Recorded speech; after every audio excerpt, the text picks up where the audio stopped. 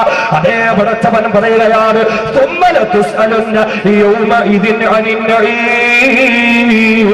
അല്ലാഹു തആല നിനക്ക് തന്ന സർവ്വ അനുഗ്രഹങ്ങളും അവിടെ ചോദ്യം ചെയ്യുകയാണ്. സർവ്വ അനുഗ്രഹങ്ങളും അവിടെ ചോദ്യം ചെയ്യുകയാണ്. അങ്ങനെ ചോദ്യം ചെയ്യുന്ന ഭീതിജനകമായ സന്ദർഭമുണ്ടല്ലോ. പടച്ചവനെ, ഇവിടെ നിന്നൊന്ന് രക്ഷപ്പെട്ടാലും കുഴപ്പമില്ല, നരകത്തിലേക്ക് ഞങ്ങളെ വലിച്ചെറിഞ്ഞാലും കുഴപ്പമില്ല. അല്ലാ, ഇവിടെ നിന്ന് ഞങ്ങളെ ഒന്ന് മാറ്റുമോ? ഇവിടെ നിന്ന് ഞങ്ങളെ ഒന്ന് രക്ഷപ്പെടുത്തുമോ എന്ന നാഥനായ തമ്പുരാന്റെ മുന്നിൽ സർവ്വ മനുഷ്യരും പൊട്ടിക്കരഞ്ഞ് നിലവിളിക്കുന്നതായ മഹ്ശറയുണ്ടല്ലോ.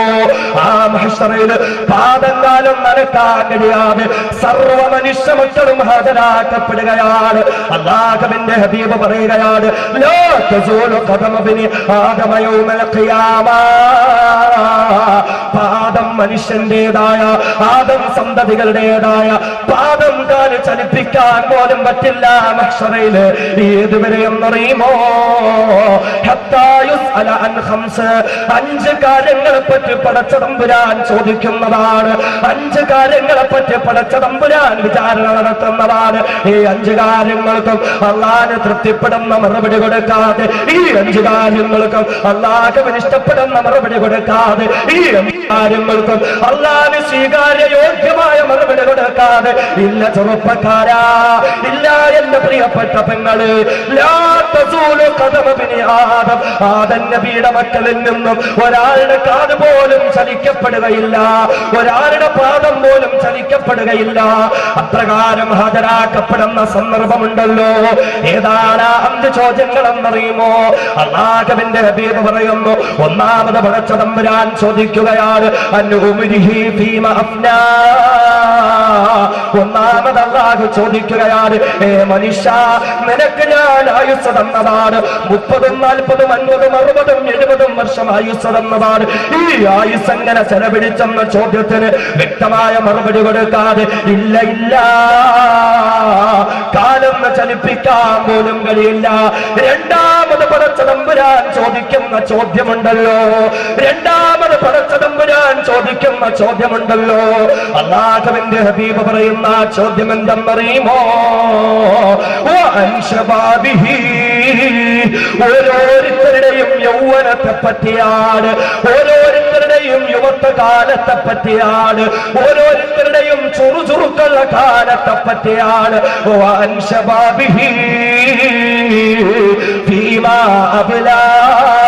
യൗവനം എവിടെയാ നിങ്ങൾ ചെലവഴിച്ചത്?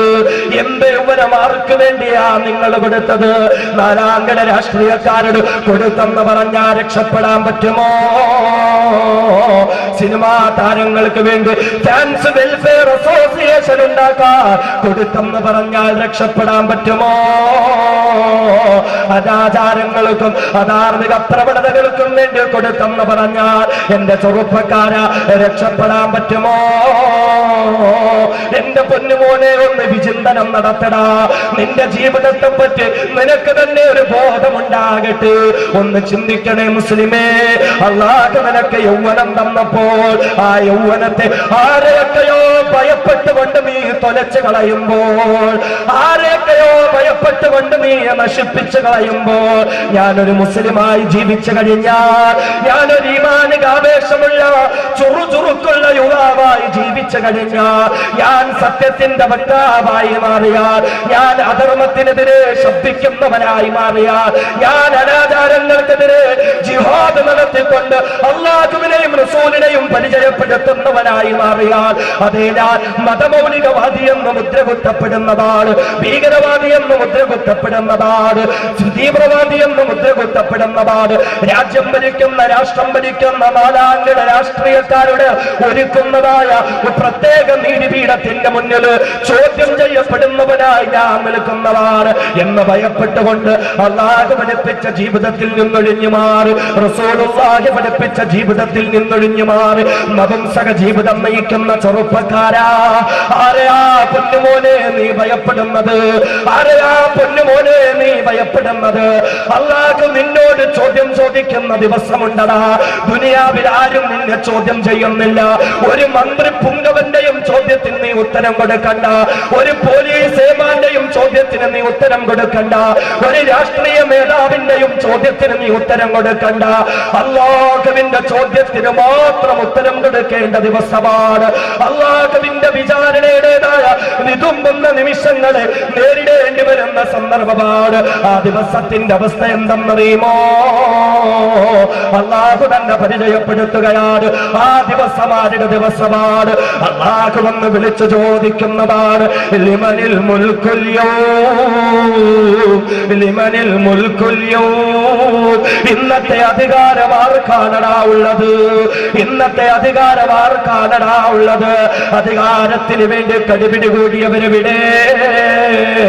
അധികാരത്തിന് വേണ്ടി സ്വന്തം സമുദായത്തെ കരുവാരിയവരെവിടെ? അധികാരത്തിന് വേണ്ടി ഭീരുവായി ജീവിതം നയിച്ചവരെവിടെ?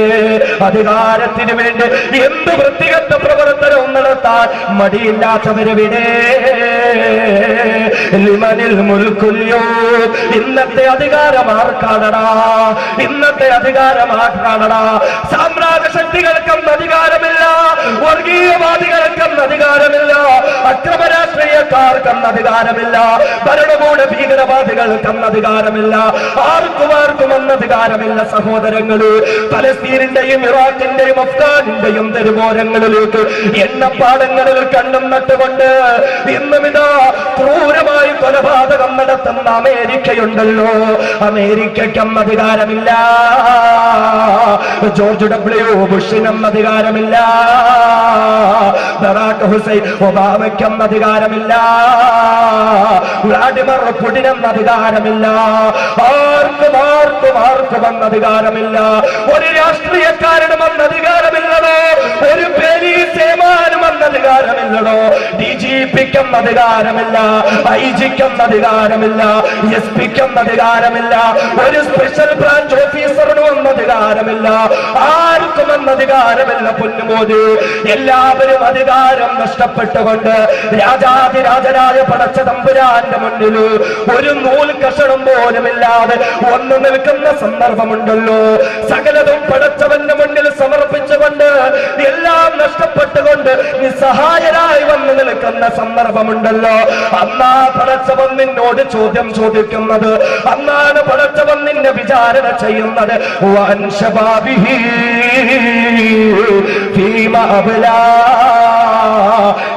യുവാവേ, യുവതി, നിന്റെ യൗവനം നീ എവിടെയാ ചെലവഴിച്ചത്?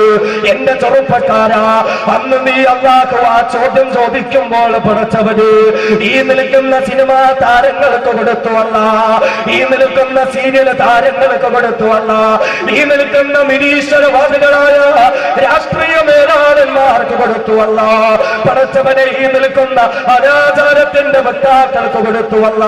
പടച്ചവനെ ഞങ്ങളെ ഭയപ്പെടുത്തിക്കൊണ്ട്, ഞങ്ങളെ ഭീതിജനകമായ അവസ്ഥയിലൂടെ നീതി പോലും നിഷേധിച്ചുകൊണ്ട് ഞങ്ങളെ ഭയപ്പെടുത്തിയ ഈ ഏമാന്മാരെ ഭയപ്പെട്ടുകൊണ്ട് നപുംസകതുല്യമായ ജീവിതം നയിച്ചുവല്ല എന്നെങ്ങാനും പടച്ചവന്റെ മുന്നിൽ പറയപ്പെട്ട എന്റെ പൊന്നുമോനെ നിനക്ക് രക്ഷയില്ലടാ, എന്റെ പെങ്ങളെ നിനക്ക് രക്ഷയില്ലടേ. അവിടെ നിനക്ക് രക്ഷപ്പെടാൻ പറ്റണോ? അല്ലാഹുവിന്റെ മുന്നിൽ മറുപടി പറയാൻ കഴിയണം. പടച്ചവന് നീ തന്ന യൗവനമുണ്ടല്ലോ, നീ തന്ന ചുറുചുറുക്കുണ്ടല്ലോ, അത് നിനക്ക് വേണ്ടി നൽകിയല്ല, അത് നിന്റെ ഹബീബായ മുത്തളി മുഹമ്മദ് മുസ്തഫ സ്വല്ലല്ലാഹു അലൈഹി വസല്ലമ തങ്ങൾക്ക് വേണ്ടി കൊടുത്തു. പടച്ചവനെ, അല്ലാഹുവിന്റെ ചോദ്യമാണ്, പടച്ചവന്റെ ചോദ്യം. അന്ന് ആർക്കും അധികാരമില്ല. ഇന്ന് പലരെയും പേടിക്കണമല്ലേ? ഇന്ന് പലരെയും പേടിക്കണം. ഇന്ന് പലരെയും പേടിച്ചുകൊണ്ട് ജീവിക്കാൻ തയ്യാറാകുന്നവരുണ്ട് അല്ലേ? ഇന്നാരെയൊക്കെ നീ പേടിച്ചോ? ഇന്നാരെയൊക്കെ ഭയപ്പെട്ടുകൊണ്ട് നിന്റെ ജീവിതം നീ തൊലച്ചു കളഞ്ഞോ? അങ്ങനെയുള്ളവരൊക്കെ നാളെ വരും നിന്റെ മുന്നിൽ. ഒരു അധികാരം ഉണ്ടാവില്ല, ഒരു പദവി ഉണ്ടാകില്ല, ഒരു ഉദ്യോഗസ്ഥനും അന്ന് ഉദ്യോഗത്തിന്റെ പവർ ഉണ്ടാകില്ല. സർവരും സമന്മാരായി രാജാതിരാജനായ സർവശക്തനായ അല്ലാഹു റബ്ബുൽ ഇസ്സത്തിന്റെ മുന്നിൽ ഹാജരാക്കപ്പെടുകയാ. അന്ന് പടച്ചവൻ ചോദിക്കും, യൗവനം എവിടെയാ ചെലവഴിച്ചത്? യൗവനം എവിടെയാ ചെലവഴിച്ചത്? പടച്ചവനെ ഈ നിൽക്കുന്ന സിനിമാ താരങ്ങൾക്ക് കൊടുത്തെന്ന് പറഞ്ഞാൽ രക്ഷപ്പെടാൻ പറ്റുമോ? എന്റെ പ്രിയപ്പെട്ട മുസ്ലിമേ, നാലാംകിട രാഷ്ട്രീയക്കാർക്ക് വേണ്ടി ജീവിതം കൊടുക്കുന്ന ചെറുപ്പക്കാരനും ചിന്തിക്കണം. നിരീശ്വരവാദികളായ നിന്റെ മേലാളന്മാർക്ക് വേണ്ടി പാദരാത്രിയുടെ നിശബ്ദതയിൽ ഉറക്കമൊഴിക്കാനും, അവർക്ക് വേണ്ടി ചുവരുകളിൽ കുമ്മായം വരയ്ക്കാനും, അവർക്ക് വേണ്ടി പോസ്റ്റർ ഒട്ടിക്കാൻ, അവർക്ക് വേണ്ടി സിന്ദാബാദ് വിളിക്കാൻ, അവർക്ക് വേണ്ടി കല്ലേറ് നടത്താൻ, അവർക്ക് വേണ്ടി വേണമെങ്കിൽ ലോകകപ്പുകളിൽ ക്രൂരമായ പീഡനങ്ങൾ ഏറ്റുവാങ്ങാനും മടിയില്ലാത്ത എന്റെ ചെറുപ്പക്കാരാ, നാളെ പടച്ചവന്റെ മുന്നിൽ നിൽക്കുമ്പോ എന്ത് മറുപടി ഉണ്ടെന്ന് എനിക്ക് പറയാൻ?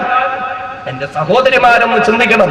പടച്ചവൻ യൗവനം അങ്ങനെ ചെലവഴിച്ചെന്ന് ചോദിക്കുമ്പോ പർദ്ദയൊന്നുമില്ലാതെ ഒരു മോഡേൺ ഗേൾ ആയിട്ടില്ലേ, സിനിമാ താരങ്ങളെയും സീരിയൽ താരങ്ങളെയൊക്കെ ഇങ്ങനെ ഇഷ്ടപ്പെട്ട് പർദ്ദയുമില്ല, പർദ്ദ ഉള്ളത് തന്നെ അത് കണക്കാണ്, പർദ്ദ ഉണ്ട് എന്നാലും അത് കണക്കാ. 313 മോഡലിലും 1001 ഷോപ്പുകളില് 756 നിറത്തില് ശരീരത്തിൽ ഇങ്ങനെ ഒട്ടിപ്പിടിച്ച് ശരീരത്തിന്റെ തടിപ്പും തുടിപ്പും വെളുപ്പും പുറത്ത് കാട്ടുന്ന രീതിയിൽ അല്ലേ ഇറുകിപ്പിടിച്ച പർദ്ദ, അതുമൊക്കെ ഇട്ടുകൊണ്ട് സഹോദരിമാരിങ്ങോട്ട് പുറത്തോട്ടിറങ്ങിയാൽ കാണുന്നവന് ശ്വാസം മുട്ടും. ശ്വാസം മാത്രമല്ല പലതും മുട്ടും. അതും ഇട്ടോണ്ട് ഇങ്ങോട്ട് ഇറങ്ങി വന്നേക്കുക. അള്ളാഹുവിന്റെ മുന്നിൽ എന്തോ മറുപടി ഉണ്ടെന്ന് പെങ്ങളെ പറയാ, എന്ത് മറുപടിയുണ്ട് ചിന്തിക്കണം. യുവത്വം എന്ന് പറയുന്നത് നിസാര വിഷയമൊന്നുമല്ല, നിസാര വിഷയമൊന്നുമല്ല. പിടിച്ചു നിർത്തി പടച്ചവൻ ചോദിക്കും. അവിടെ നമുക്ക് പറയാൻ കഴിയണം, നിന്റെ ഖുർആൻ പറഞ്ഞ പോലെ, നിന്റെ ഹബീബായ മുത്തലി മുഹമ്മദ് മുസ്തഫ സല്ലല്ലാഹു അലൈഹി വസല്ലമ തങ്ങൾ പറഞ്ഞതുപോലെ പടച്ചവനെ ഞാൻ യൗവനം ചെലവാക്കി എന്ന് പറയാൻ കഴിയണം. പടച്ചതമ്പുരാൻ അതിന് തൗഫീഖ് നൽകി അനുഗ്രഹിക്കുമാറാകട്ടെ. നാം പറഞ്ഞു മുസ്ലിം യുവത്വം, മുസ്ലിം യൗവനം. ഇന്നിപ്പോ മുസ്ലിം ചെറുപ്പക്കാരെ സംബന്ധിച്ചിടത്തോളം പടച്ചതമ്പുരാനെ കാട്ടി ഏറ്റവും പേടി ആരെയാ? അള്ളാഹുവിനെ കാട്ടി ഏറ്റവും പേടി ആരെയാണ്? രാജ്യം ഭരിക്കുന്നവരെയാണ്. നിയമം അനുസരിച്ചുകൊണ്ടൊരു മുസ്ലിം ജീവിക്കണം, ശരി തന്നെയാ. പക്ഷേ എല്ലാവർക്കും ഒരേപോലെ ആയിരിക്കണം ആ നിയമം. നിയമം എന്ന് പറയുന്നത് സർവ്വ മനുഷ്യർക്കും ഒരേപോലെയുള്ള നിയമങ്ങളാണ്. എന്നാൽ അഭ്യസ്ത വിദ്യരായ മുസ്ലിം ചെറുപ്പക്കാര് കാരാഗ്രഹങ്ങളിൽ അടയ്ക്കപ്പെടുമ്പോൾ നെഞ്ചുവരെ ദാടി വളർത്തി അള്ളാന്റെ ഹബീബ് പഠിപ്പിച്ച സുന്നത്ത്, ആ സുന്നത്തനുസരിച്ച് ജീവിക്കുന്നവർ നോട്ടപ്പുള്ളികളാക്കപ്പെടുമ്പോൾ, സത്യത്തിനും നീതിക്കും വേണ്ടി ശബ്ദിക്കുന്നവർ എന്നും ഈ സമുദായത്തിൽ അകറ്റപ്പെടേണ്ടവരും ഒറ്റപ്പെടുത്തപ്പെടേണ്ടവരുമായി ചിത്രീകരിക്കപ്പെടുമ്പോൾ അള്ളാഹുവിന്റെ ഖുർആൻ ചില യുവാക്കളെ നമുക്ക് പഠിപ്പിച്ചു തരുന്നത്. ഇത് ഖുർആനിന്റെ സദസ്സാണ്. ഖുർആൻ വെച്ചുകൊണ്ട് തന്നെയാണ് ഞാൻ സംസാരിക്കുന്നത്. അതുകൊണ്ട് ആർക്കും ഒരു വിഷമം തോന്നണ്ട. ഖുർആൻ നിരക്കാത്ത എന്തെങ്കിലും ഞാൻ പറഞ്ഞിട്ടുണ്ടെങ്കിൽ നിങ്ങൾക്ക്